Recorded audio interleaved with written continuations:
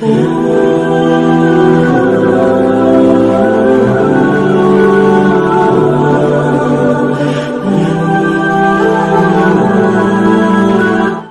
آپ کو ایمان اور یقین حاصل ہو تو پھر دعا کریں اللہ اس پر استقامت عطا فرمائے، پھر اس پہ ڈٹ جائے۔ نبی پاک صلی اللہ علیہ وسلم نے فرمایا میں اس بات کا خوف نہیں کرتا کہ میری امت کمزور ہو جائے گی، اس بات کا ڈر نہیں کہ پیسے ختم ہو جائیں گے، نہ یہ خوف ہے کہ بھوکی مرے گی۔ حضور کس بات کا خوف ہے؟ تو نبی پاک نے فرمایا خوف یہ ہے کہ ان کا یقین کمزور ہو جائے گا۔ یاد رکھیں اگر اعتبار نہ ہو تو گھر نہیں چلتا، تو اگر اللہ رسول پر یقین کامل نہ ہو تو پھر بندہ مسجد نہیں آ سکتا، پھر اس کا دین نہیں چلتا، پھر اس کے لیے مشکل ہے نماز، پھر اس کے لیے مشکل ہے راہ خدا میں خرچ کرنا۔ میرے نبی پاک نے فرمایا یوں نہ کہا کر کہ یا اللہ چاہے تو دے چاہے تو نہ دے، جب مالک سے مانگ تو کہا کر یا اللہ تجھی سے مانگنا ہے، میں لے کے اٹھوں گا، تو مجھے دے گا۔ فرمایا جتنا تیرا یقین کامل ہوگا اتنا ہی اللہ تجھے جھولی بھر کے عطا فرمائے گا۔ کمزور سا مسلمان، لڑکھڑاتا سا مسلمان دیکھتا ہوں کرتا ہوں، اور یہ بھی نہ دیکھا کریں بھائی ایمان یقین کو استقامت کے درجے پہ لیں، یہ نہ دیکھا کریں کہ وہ کیسے دے گا، وہ کسی وسیلے کا محتاج نہیں ہے، وسیلے کو پسند کرتا ہے، پر وسیلے کا محتاج وہ بغیر وسیلے کے بھی دے دیتا ہے۔ ہر آدمی ماں باپ کے ذریعے پیدا ہوتا ہے، اگر پیدا کرنا چاہے تو جناب عیسیٰ کو بغیر باپ کے پیدا کر دیتا ہے، اگر پیدا کرنا چاہے تو حضرت آدم کو بغیر ماں اور باپ کے پیدا کر دیتا ہے۔ جب یقین رکھیں، یقین قرآن مجید پڑھیے، حضرت موسیٰ علیہ السلام فرعون کے دربار میں کھڑے ہیں، چاروں جانب دشمن ہی دشمن ہے، جادوگر آ گئے، انہوں نے سانپ چھوڑے، حضرت موسیٰ کے ہاتھ میں ڈنڈا تھا، حضرت موسیٰ کہتے ہیں یا اللہ کیا کروں؟ تو اللہ تعالیٰ نے فرمایا اپنا عصا پھینک دو۔ کہنا چاہیے تھا نا کہ یا اللہ ایک ہی تو شے ہے، اتنے سانپ ہے، بچانے کے لیے ڈنڈا ہے وہ پھینک دوں؟ ڈنڈا پھینکا جاتا ہے، سانپ کو دیکھ کر کے قابو کیا جاتا ہے۔ یہ میرا اور آپ کا ذوق ہے نا، لیکن انبیاء کرام کا انداز ملاحظہ کیجئے میرے عزیزو۔ اللہ فرماتے ہیں ڈنڈا، اے موسیٰ ڈال دے اپنا عصا، پہلے نہیں فرمایا کہ سانپ بن جائے گا، فرمایا بس تو ڈال دے۔ میں اور آپ ہوتے ہیں تو سام سامنے ہے، ڈنڈا ہاتھ میں ہے، ہم کہیں گے عجیب بات ہے، یہی تو دفاع کی چیز ہے، اسی کو ڈال دوں تو بچوں گا کیسے؟ کہا ڈال دو، تو حضرت موسیٰ نے ڈال دیا، کہا میرے رب کا حکم ہے تو میرے لیے بہتر ہی ہوگا۔ اللہ فرماتے ہیں جب موسیٰ نے ڈالا تو میں نے اس ڈنڈے کو، اس عصا کو اژدہا بنا دیا۔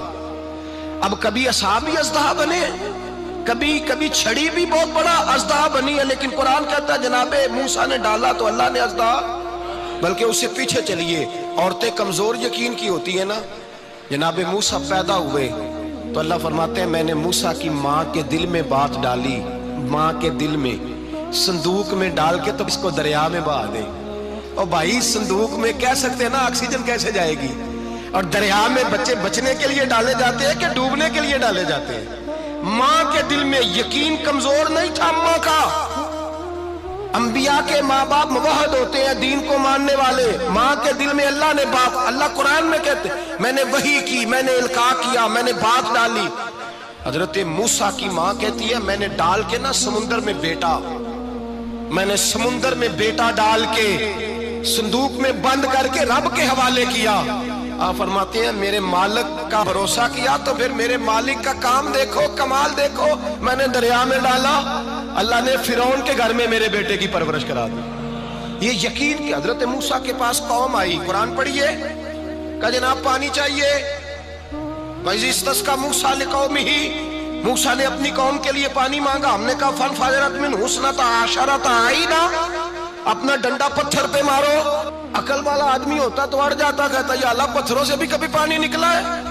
اضرب بعصاک الحجر، مارو پتھر پہ ڈنڈا۔ اللہ کے نبی نے منٹ نہیں لگایا، ٹھا کر کے ڈنڈا لگایا، فانفجرت منہ اثنتا عشرۃ عینا۔ اللہ فرماتے ہیں جناب موسیٰ نے ایک عصا مارا، میں نے 12 چشمے جاری کر دیے۔ تو لے تو اللہ کرتا ہے، اللہ کہتا ہے پڑھ نماز روزی دوں گا، کہتا ہے سوچتا ہوں۔ اللہ فرماتا ہے آجا مسجد میں تیرا ہو جاؤں گا، کہتا ہے دیکھتا ہوں۔ رب فرماتا ہے تو میرے محبوب کی غلامی کر، میں تجھے محبوب بنا لوں گا۔ تو کہتا ہے تھوڑا بڑا ہو کے داڑھی رکھنی ہے، ابھی سیانا ہو کے میں ذرا سرٹیفکیٹ لے لوں اسرائیل سے کہ کتنے سالوں کے بعد آئیں گے، پھر شروع کروں گا۔ پروگرام بنا رہا ہے، ابھی تو ارادے میں ہے۔ اللہ کے پیغمبر کا ڈنڈا، اور اس سے زیادہ آگے بات ہو گئی، پیچھے فوج لگی ہوئی ہے فرعون کی، مجمع ہے، ہزاروں لاکھوں کا لشکر لے کے، تلواریں نیزے، فرعون پیچھے، آگے دریا آ گیا۔ حضرت موسیٰ علیہ السلام کھڑے ہیں، اب کدھر جائیں؟ اللہ پاک نے فرمایا مارو ڈنڈا۔ کہاں؟ پانی پہ ڈنڈا مارو۔ اب حضرت موسیٰ علیہ السلام پانی پہ ڈنڈا مارے تو پانی ابھرے گا، اس سے زیادہ کیا ہوگا؟ پہلے پتھر پہ ڈنڈا مروایا تو پانی نکلا، اب پانی پہ ڈنڈا مروایا، فَإِذْ فَرَقْنَا بِكُمُ الْبَحْرَ فَأَنْجَيْنَاكُمْ وَأَغْرَقْنَا آلَ فِرْعَوْنَ۔ اللہ فرماتے ہیں موسیٰ نے پانی پہ ڈنڈا مارا تو میں نے پانی میں رستے بنا دیے۔ ایک جگہ ڈنڈا مارا تو پانی نکل آیا، دوسری جگہ عصا مارا تو پانی خشک ہو گیا، 12 چشمے بن گئے، 12 رستے بن گئے دریا میں سے۔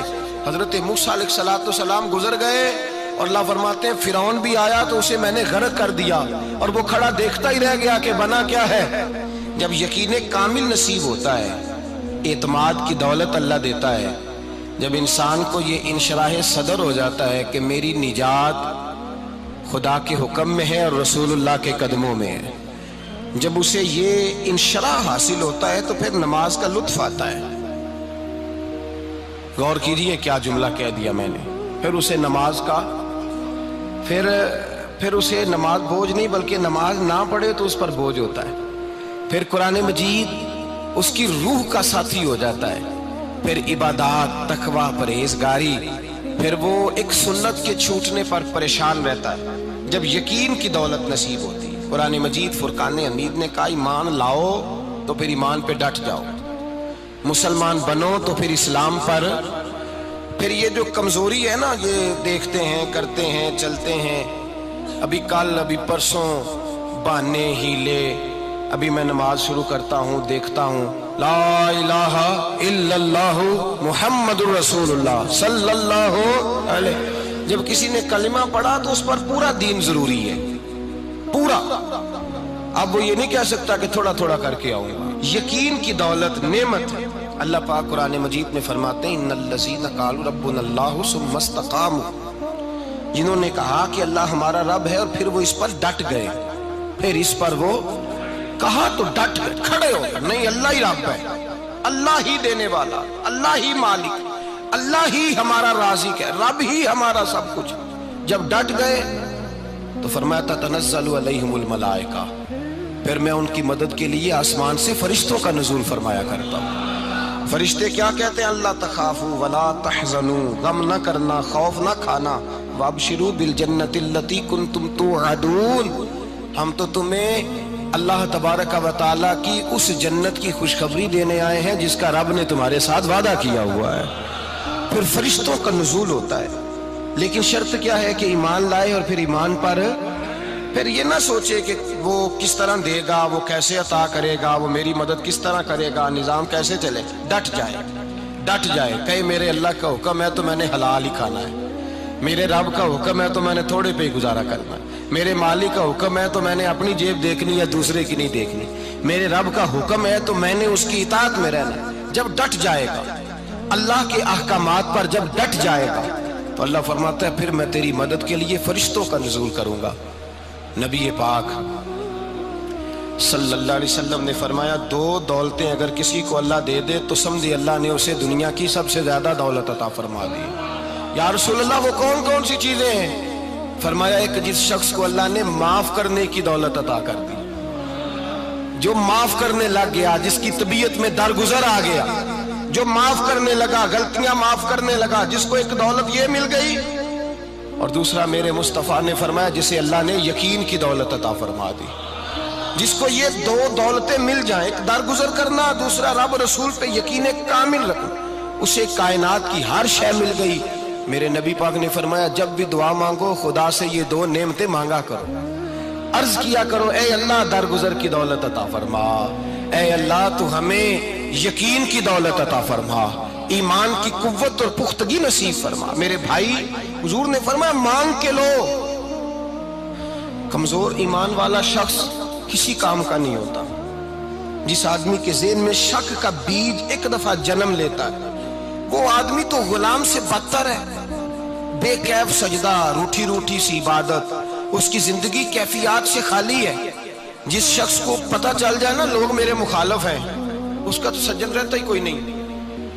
اصل بات یہ ہوتی ہے کہ یہاں سوچ بیٹھا ہے کہ دنیا میرے خلاف ہے، یہاں مخالفت یہاں بیٹھ گئی ہے، دو بندے باتیں کر رہے ہیں تو پریشان ہے، میرے خلاف ہی لگے ہوئے ہیں، میری ہی بات ہو رہی ہے، کیونکہ اصل تکلیف کہاں ہے؟